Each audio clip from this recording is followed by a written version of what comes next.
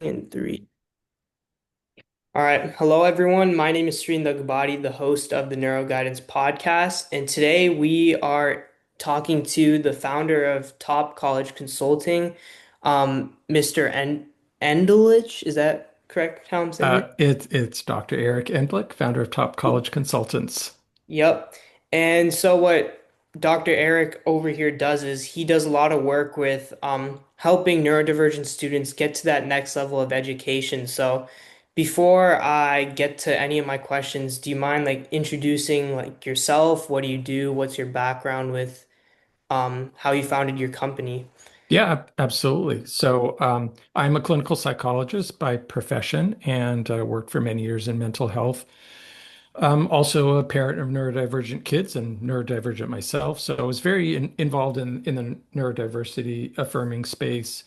And I discovered educational consulting. And as much as I like being a therapist, I really like the idea of working with students during that kind of critical time when they're kind of launching and discovering who they are and moving on to that next phase in life. And so I've been doing that for a number of years, founded Top College Consultants. My team works with students all over the country and sometimes in other countries to figure out where can they get the support they need to succeed in college? How can they be sure they're ready for college? What kind of steps can they take, whether it's a summer program, gap year program, working on skills in high school?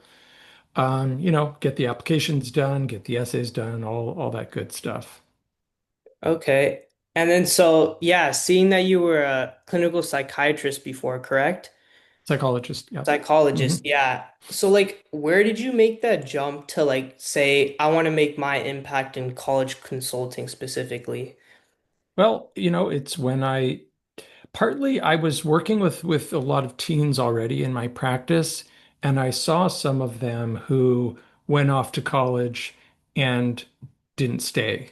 Mm, And I realized either they weren't college ready or they picked a college that didn't give them the support they needed. And I thought, there must be a better way.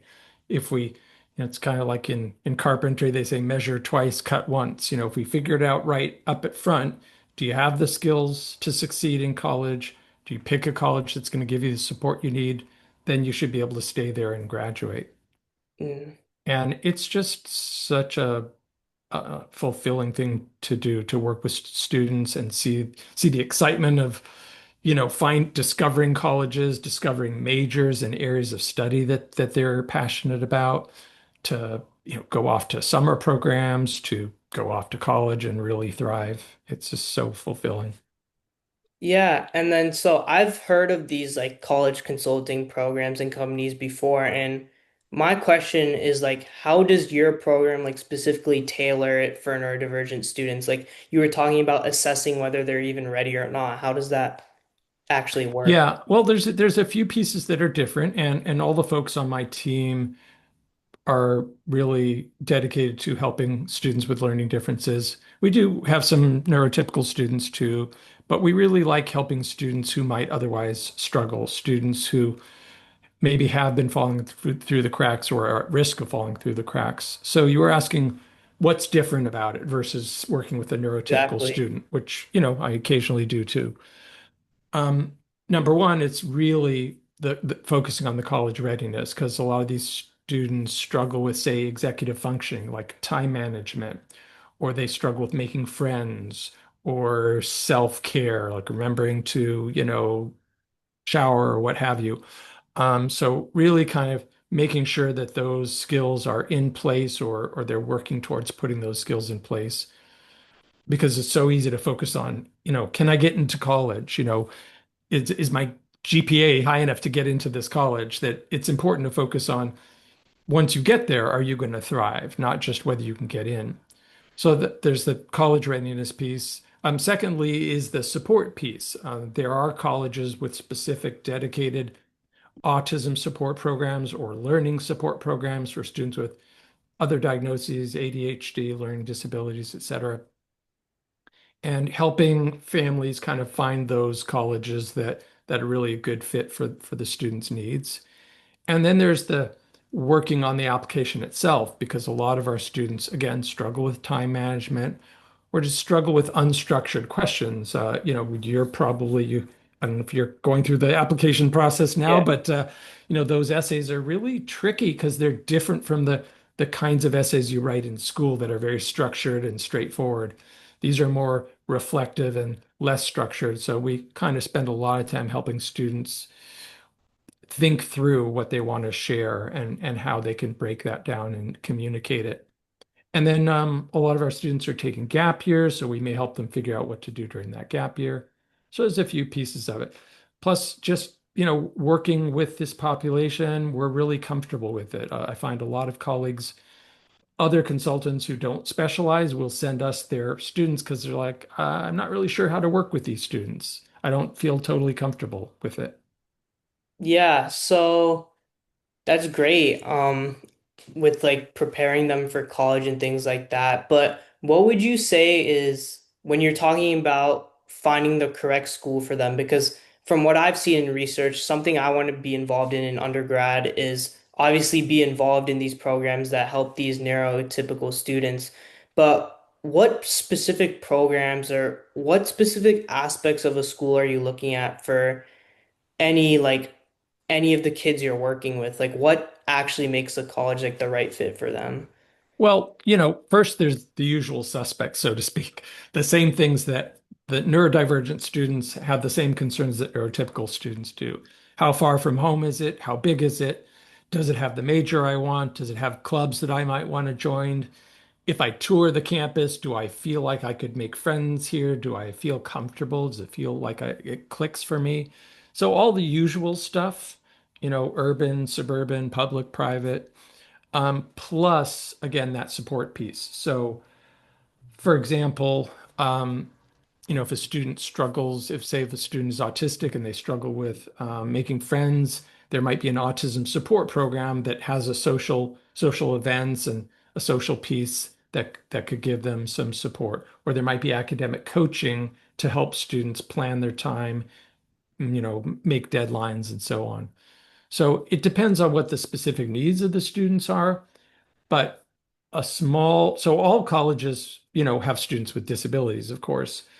And virtually all colleges have a disability services office where students can get accommodations, such as extra time on tests and other accommodations they might be familiar with from high school. But only a small fraction of colleges have support programs that go above and beyond with like social events or academic coaching or peer mentors, things like that. So that's one of the things we kind of look at is, does this college go above and beyond?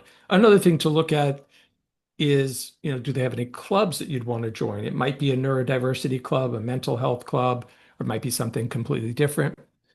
And then finally, like, what is the culture of the college like? Is it welcoming and inviting? Do students who are a bit different feel comfortable there, or does it feel very exclusionary?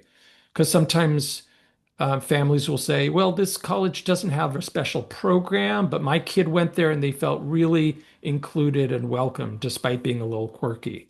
So that's something that families will look at as well. Yeah, so to build on that, like fitting in with other peers and stuff like that. So you talked about how in your program, you guys also see like part of your evaluation if they're ready, if they're able to like make friends, stuff like that. So something I've seen in my high school and kids I've worked with personally too in my mentorship programs is that there's like this huge stigma of like not even being able to say that you're neurodivergent or you're basically like you're grouped in with classes with just like every other person as well, right? So that stigma to like get help in the first place kind of arises. Like, how do you help them overcome that? Or like, what are some tips you have for them, like to feel welcomed in a college campus to begin with? Yeah, well, you touch on some really good points, Shrian. One is, are students willing to ask for help? Probably most students ask for some kind of help in college, and there's so much help out there, not just for students with disabilities, but think about the math center, the tutoring center, the career center, the counseling center, the health center. There's so many different resources that students are going to left and right in college that I don't think it singles you out to say, I'm going to go to the disability center and get some accommodations. For one thing, your classmates won't know if you go. I don't think there's any shame in it. I think it's great when students are open about it. But it's not like high school where if you have to go have that appointment with the speech therapist that everyone can see that you're getting up and walking out of the room. It's not like that. In college, if you go and have an appointment with disability services, nobody else on campus knows. You're often thousands of other students and people are going in and out of buildings. Nobody's tracking you to see where you spend your day. So it's really private. Professors shouldn't disclose to other classmates if you have an accommodation. Again, I think it's fine for you as a student to disclose that to other students, but you don't have to. And we spend time talking with students to kind of get them comfortable because sometimes students say, "Well, I don't know if I want to do that." And we just kind of help them look at what's helping you succeed now in high school and how can you replicate something along those lines in college.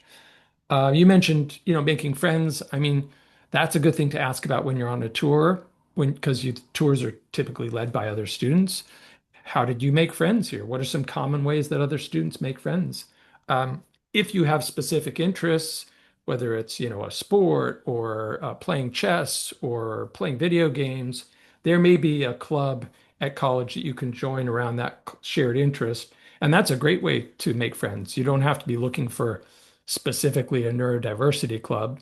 But if you are passionate about, say, neurodiversity advocacy and they happen to have a club, great, join it and connect with other students around that. Or if you wish they had one, you could start one yourself. And there are clubs like that all over the country. Yeah, that's true. So another thing I wanted to ask you is that so I've personally worked with like the younger students, like middle schoolers and elementary schoolers, just because I want to get them kids kick-started into like STEM. And you've Uh-huh. been working more with like high schoolers and seeing their Right. transition into like college and beyond. And so something I wanted to ask is that like why do you think if schools and colleges already have a bunch of these like systems, like mentorship programs, like why is why is it still an issue, I'd say, in society today that neurodivergent students like aren't getting like the help they need, stuff like that? Because I've seen personally, like in elementary school and middle school at least, they have these classrooms called like rainbow classrooms where you'll have like specialized teachers appointed to help these students. But then as soon as you get into high school, that kind of goes away. And then, um, yeah, so I wanted to see from your perspective, where do you think the gap is in the whole education system right now for these students? Oh, so many gaps. Yeah, yeah. I love I think people who go into teaching, whether it's primary school or instructing at higher education, I have great admiration for them. The student I was just meeting with before you is somebody who wants to become a teacher. I love supporting educators. But it's a challenging system like any bureaucracy. Um, we were talking about support programs. That's only a small fraction of colleges that have those programs. Mm, And so students often either don't end up at those colleges. Maybe they're going to another college because it's less expensive or it's closer to home or it offers the major they want. And there's that wonderfully supportive college, but it didn't have the major they wanted, so they didn't apply there. Or as we talked about earlier, sometimes it's the student who doesn't want to take part in those services for whatever reason. Maybe it's because they felt teased and bullied growing up and they don't want to be set apart in any way. Or maybe they feel ashamed of having to ask for help. So it's a variety of factors. But sometimes they end up in a college that doesn't have that support. And families don't always know that these programs even exist. So sometimes, when I talk to parents, they're like, "Oh, really? They have that in college? I didn't know that." So sometimes it's just lack of awareness. Also, the programs sometimes cost additional money, so mm. it might just be unaffordable for families. So there could be a variety of barriers. Other than like these support programs, like let's say you could change anything about like how the system works, like obviously, like maybe a simple solution would be to just have all these like support programs at every college, right? But let's say like other than that, what's another like change that you think that could be made that could lead to major results? Yeah, I don't actually think that is the ultimate solution is to have supports everywhere. I think it's almost the flip side of that, which is to make society more inclusive in general. Mm, So in Ireland, there's a charity called As I Am that created this rubric or framework or template for autism-friendly universities to make the whole university welcoming, and rather than creating a sort of a separate program. One of the problems with programs and services and accommodations is it puts, in college especially, it puts the burden on the student. The mm, student has to ask for help and seek out services. If you create a welcoming, inclusive environment through something called universal design, then people yep. don't have to ask for anything. You know, if you get around by wheelchair and you're trying to get it, up a curb that doesn't have a curb cut or onto a floor in a building that doesn't have an elevator, then you have to get special help from someone. But if there's curb cuts and elevators, you don't have to ask for anything. The building is just as accessible to you in a wheelchair as it is to anybody else. So same thing for other kinds of supports. If you can create what's called universal design for learning, if everyone has unlimited time to finish a test, then nobody has to ask for extra time. And you might say, well, that's crazy. You can't do that. But I talked to a professor who does that in college, who said, I don't put time limits, so nobody has to ask for extra time in my classes. Mm. So I think that's the ultimate, is to create a welcoming, inclusive environment so that everyone is accommodated. And why do you think that's like not been done yet? Because obviously just saying it out loud, it sounds like a super good thing, right? Like any educator, any professional in the education system would love for that to happen, but why do you think that's not happened yet? People change slowly, systems change slowly. People are just used to doing things the same old way. They don't change until a law comes along that forces them to change or their Mm, boss tells them they have to change. So um, there has to be pressure to change. yeah. We've had big changes in our society, whether it's, right to vote, women's rights, civil rights. But those changes happened when large groups of people got together and mobilized and demanded change. So Yeah. things tend to just kind of, it's um, inertia. Yeah. Things tend to just keep moving along until someone comes along and says, this has to change. Yeah, so something I've been doing recently is that so I learned that in like the education system, like a lot of these teachers aren't even like required, like in their training at least, to like know how to deal with these neurodivergent students, right? So what I've been doing is I've been trying to set up like my own online like teacher like training course or presentation that I'm actually pitching to the teachers at my school. So like I'd say in terms of like, because you were a clinical That's awesome. psychologist. Yeah, Yeah. so since you were a clinical psychologist, like what are some, I'd say, because you obviously interacted with a ton of these like neurodivergent students, like what are some ways that like people should be interacting with them? Like something I know about is like limiting eye contact, which is a huge thing, but like for teachers in a classroom at least, like what would you recommend to them in terms of like interacting with like neurodivergent students? Oh, we'd probably need a whole other session on that. Hmm. I'm one of the other things I do is I'm on a research project to train elementary school teachers on how to be more effective with their autistic students. Mm, It's a great program. It's free to teachers. They actually get a small stipend and they find it beneficial. Um, so there's a whole bunch of areas, but I think it boils down to being curious and being open to learn from students. You know, just like you don't know what pronoun someone wants to use until you ask them. You don't know what language someone wants to use for their neurodivergence unless you ask them. Do they want to be referred to as an autistic person or a person with autism? That's a very tiny example. But the same thing goes for how you teach them. Hey, do you learn better by, sitting still in your seat or by, getting around and doing hands-on activities. Some people love hands-on activities, some people don't. Some people like to learn visually with graphs and pictures on the board, and some people prefer to learn through words.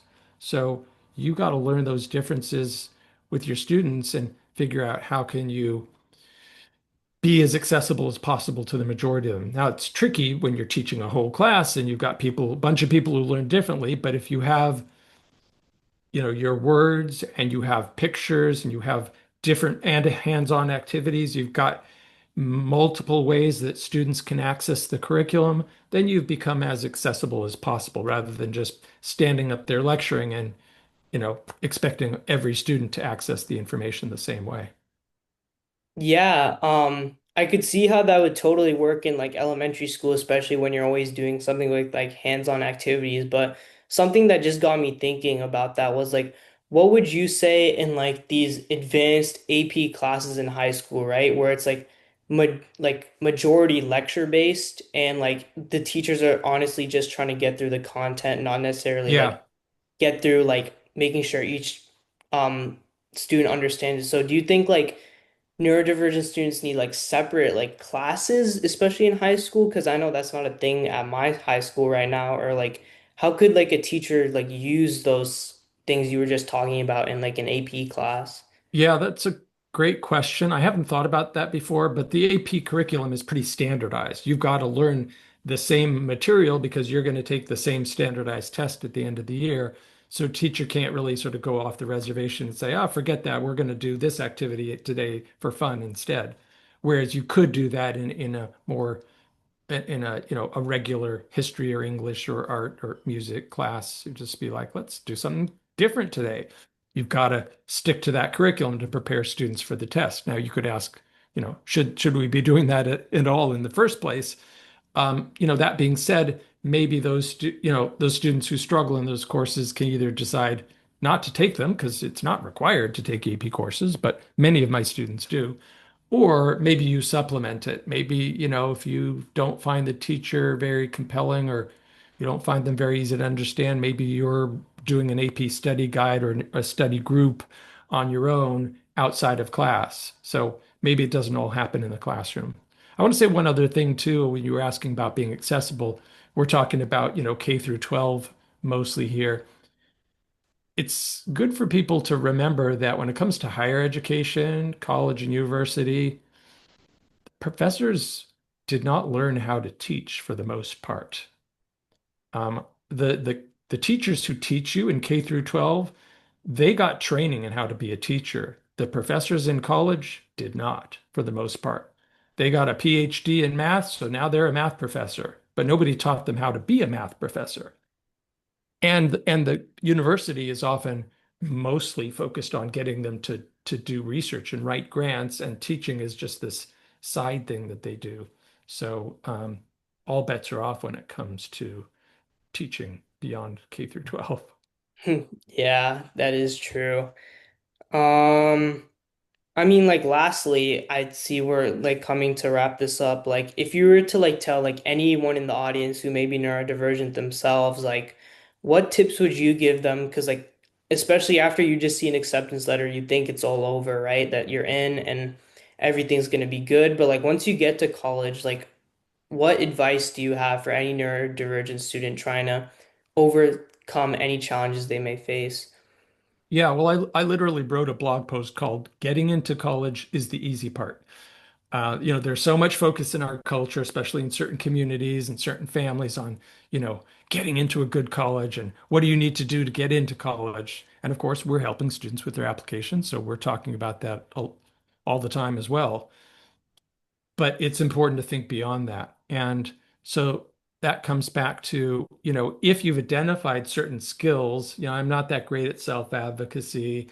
I'm not that great at remembering to shower, brush my teeth, do my homework, get up on time, whatever those challenges are, start working on those skills in high school. If you're a high school senior and you're still struggling with those things, think about taking a gap year and going to a program that can help you build those skills.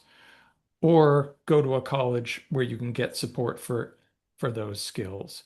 If you don't do any of those things, if you just say, well, I'll figure it out, I think it's all going to just kind of fall into place, then you're running a big risk that it won't fall into place. Yeah. Yeah, well, thank you so much for your time, so much for My your work pleasure. and advice and your experiences. Yeah, And I love the work you're doing. Keep it up. yep. All right. Let's stay Yep. in touch. Yep. Stay in touch with Okay. you. Yep.